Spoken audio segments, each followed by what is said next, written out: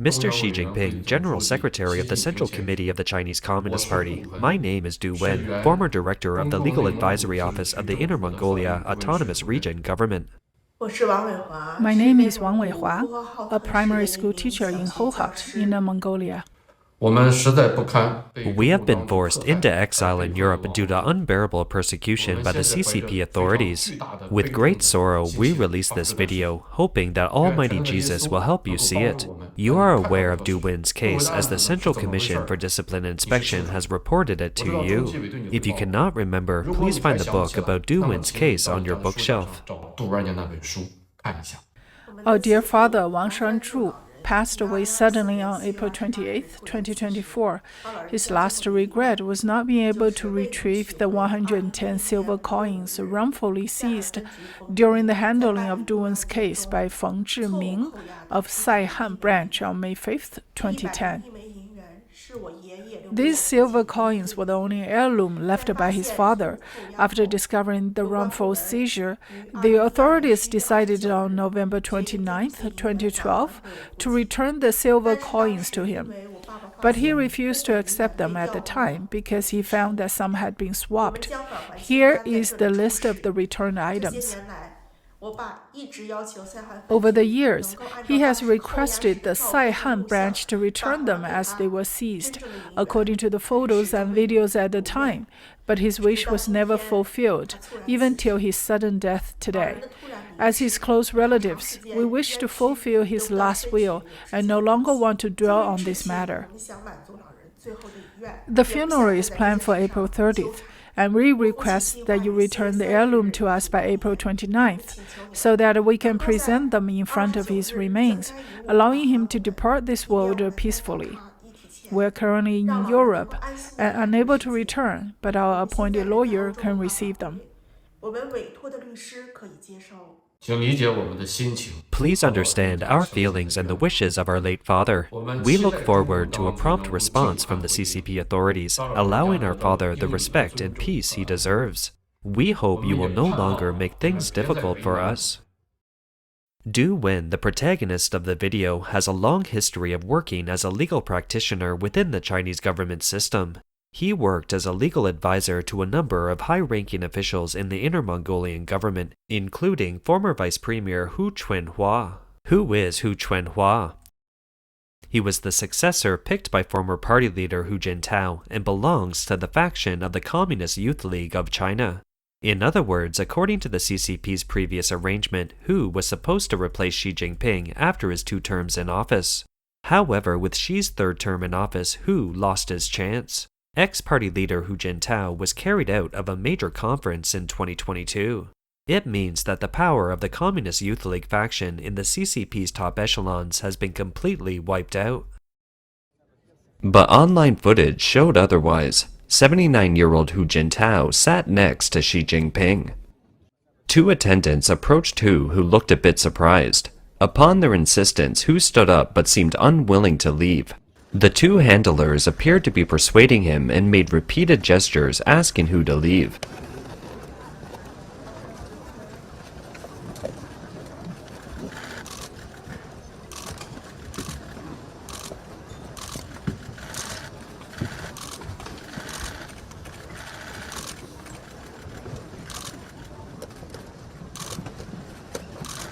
Eventually, Hu left the podium, interacting with Xi briefly and then tapping Chinese Premier Li Keqiang on the shoulder as he was leaving. Hu looked unhappy throughout the entire process.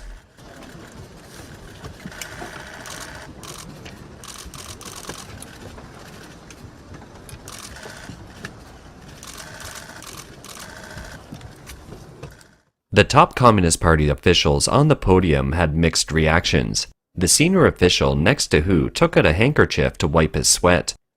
Li Keqiang seemed stunned, while Xi was indifferent throughout. Hu Jintao's forced departure from the meeting sparked much speculation.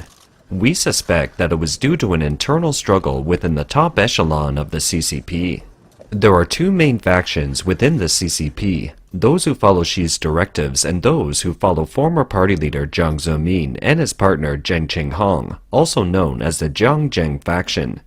As Jiang is getting up in age, Zheng is now running the show. We call this faction the Jiang faction.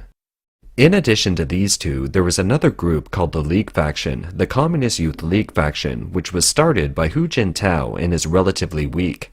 Hu served as the CCP top leader from 2002 to 2012 after Jiang Zemin. The current representatives of this faction are Premier Li Keqiang, former Politburo Standing Committee member Wang Yang, and Hu Chunhua, who is seen as Hu's desired successor in the next generation. After that, Hu Chunhua stepped down as vice premier and left the CCP's power core.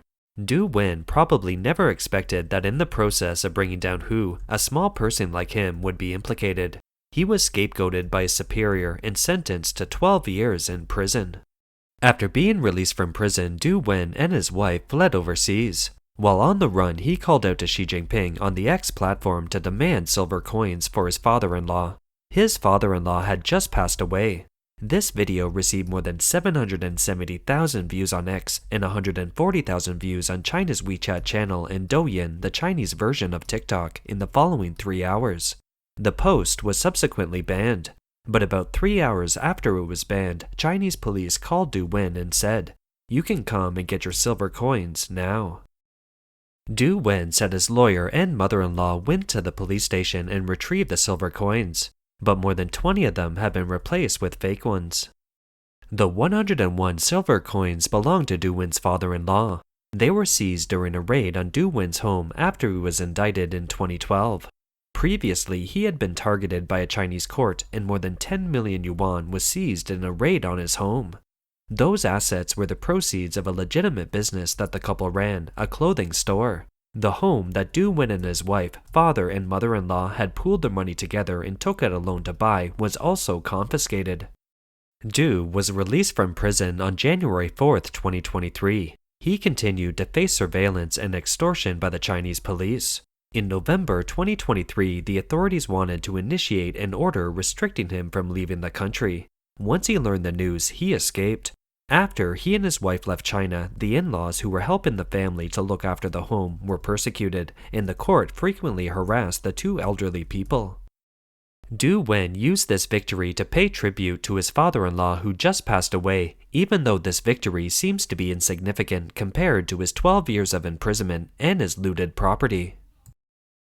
Later, during an interview with overseas Chinese media, Du Wen said, "My life is a failure. As a human being, I shouldn't have gone to serve the CCP. He said, my original intent was good. I hope to be able to serve my country, to be able to defend the interests of my ethnic region, of my own people. Despite the good intent, it didn't work because I was working for the wrong people. It was disgraceful. Even more so, it was sad." How did the wrongful conviction of Du Wen happen? A piece of state-owned land in the southern city of Shenzhen, owned by the regional government of Inner Mongolia, was given free of charge in the name of the government to the son of the former chairman of the Inner Mongolia region, a veteran CCP member who had long controlled the province. This has intensified the conflict between East and West Mongolia. The Inner Mongolian authorities feared a possible political crisis if the matter got out of hand. At a time when there was no way to solve the problem, Hu Chunhua, the then secretary of the Inner Mongolia Party Committee, had to deal with it. Hu Chunhua's way of solving the problem was to hand it over to China's Ministry of Public Security. But what if the Ministry of Public Security didn't want to get involved?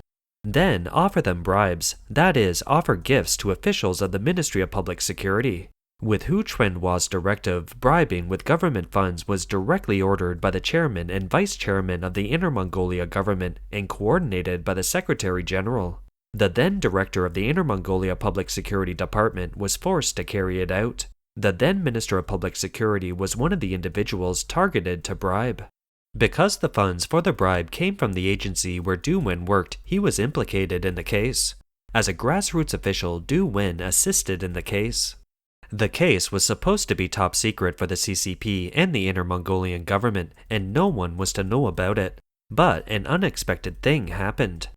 Du Wen's immediate superior was the illegitimate son of the former chairman of the Inner Mongolia region. He was the deputy general secretary of the local government at the time. He wanted to embezzle a huge sum of public money and was stopped by Du Wen. Out of resentment, he started to file a report against Du Wen. First, he reported that Du had conspired to assassinate senior officials in Inner Mongolia and was about to defect to the US.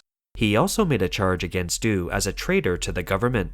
This was because during the case where the Shanghai municipal government embezzled tens of billions of yuan of Catholic Church property, Du Wen was sympathetic towards the Catholic Church. When the above reports failed to yield any results, the direct supervisor of Du Wen made a bold move. He reported that Du Wen failed to actually send gifts to Beijing, but kept all the gifts, and that he also embezzled some of the previous gift money.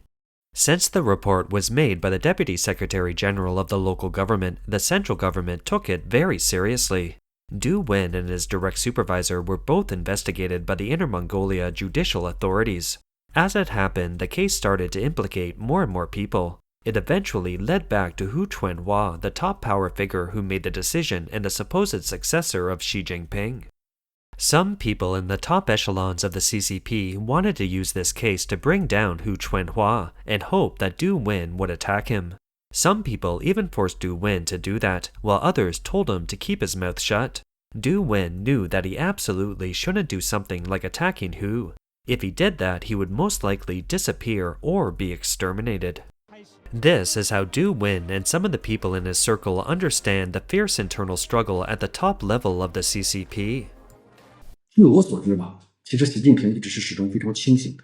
As far as I know, Xi Jinping has always been very clear-headed, although he often appears to be full of contradictions. But he has his own logic. He wants both DPRK-style or North Korean political unity and US-style economic prosperity to demonstrate the superiority of the socialist system.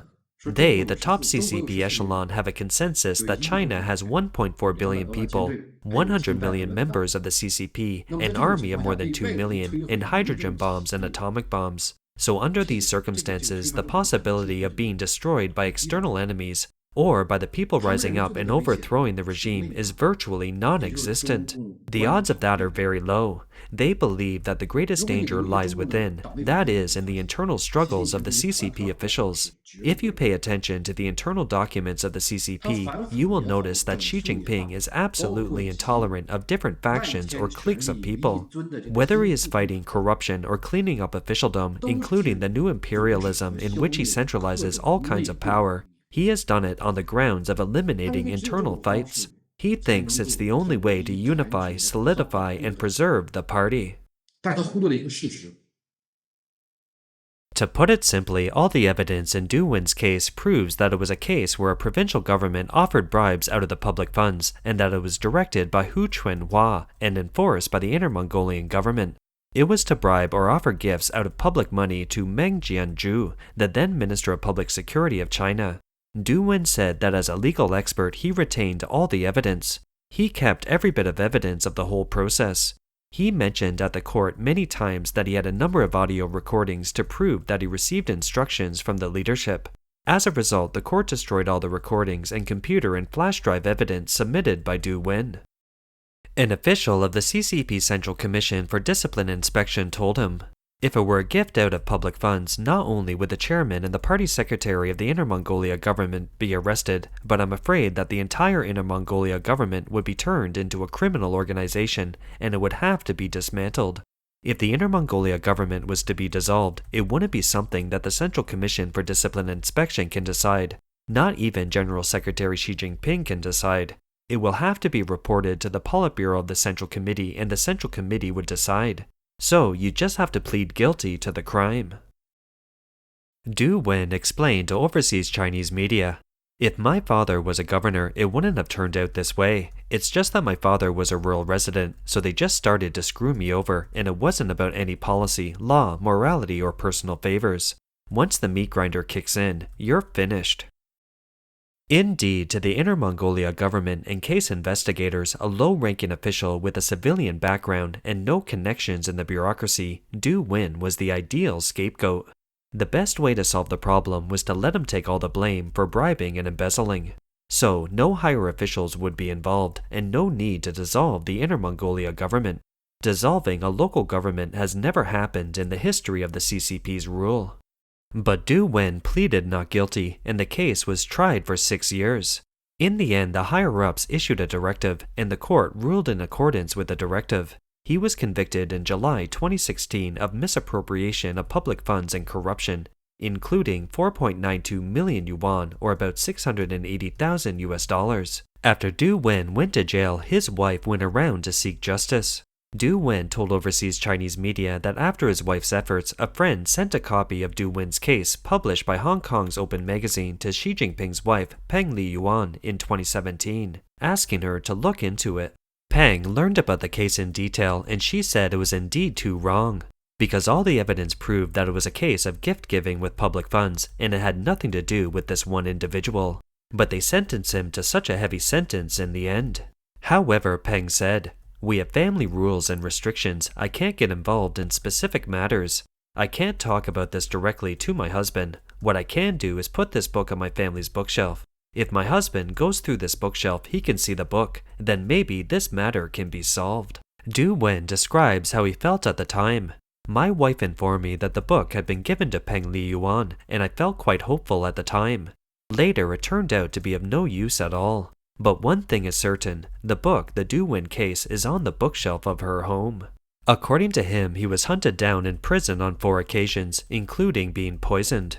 The fact that he would disappear would have been desired by some officials. Luckily, he managed to survive and got out of prison alive.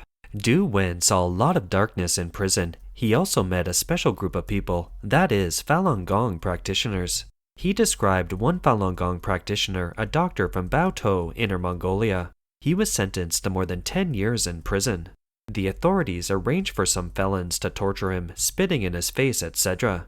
They strapped him on a torture chair, beating him and brutalizing him. They starved him too. Every time when this Falun Gong practitioner was let down from the torture chair, he said, "Ah, you guys are really pitiful." This Falun Gong practitioner wasn't short of money, and he had a lot of food stocked in his box. The inmates often stole from him, but he never reported it. He would let the inmates take the food, and this kindness moved one of the inmates. There was also an inmate who used to be a former director of the 610 office. The 610 office is a designated government agency established on June 10, 1999, specifically to target Falun Gong with power above other government agencies. He was locked together with Du Wen. This former official from the 610 office regretted what he did. He said, "The most despicable thing I did in my life was the suppression of Falun Gong." His wife was being held in Baotou Women's Prison in Inner Mongolia at the time. The authorities told her to work on Falun Gong practitioners to have them give up their faith. In turn, she could have an opportunity to reduce her sentence by half a year to 1 year. When they heard about this, he flatly refused and told his children, "Never allow your mother to participate in the conversion of Falun Gong practitioners. She's better off serving 1 more year in prison than doing that. Damn it, in this world, what's more wicked than oppressing the good and kind?" Du Wen, who is a Christian, said, "I consider every Falun Gong practitioner as my friend. Although we believe in different religions, they are all worthy of respect." After a series of painful encounters by himself and his family, Du Wen no longer has any illusions about the CCP. Obviously, they haven't learned from history. Which central government in the past has been able to eliminate opposition and internal strife in major cities? At the end of the day, you can only eliminate the visible corruption, but not the ambitions of the unbelievers. In the end, not only can he, Xi Jinping, not cure the root causes, but he also cannot even cure the superficial problems. The biggest problem now is that the ruling mentality of the entire political party has changed. The lower part of the party is following the example of the upper echelon and has become fashionable to be barbaric and unreasonable. And brutality and barbarism have become the trend. The more we fight against corruption, the more corrupt we become. The more we get rid of the triads, the darker our society becomes, and the more we govern, the more chaos we create. These corruptions, triads, and chaos are not the result of internal struggles. They are the inevitable outcomes of totalitarianism. I can see that in recent years, the CCP has continued to suppress the petitioners and increase online censorship. They are direct manifestations of the CCP's loss of its ability to govern.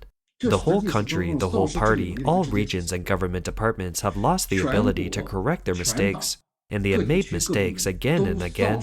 In the face of the fierce backlash of public opinion, they have no way to manage but to clamp down, muzzle, and suppress. If they go on like this, the collapse is inevitable. 只剩下最后一招，就是捆锁无罪，镇压这一程度。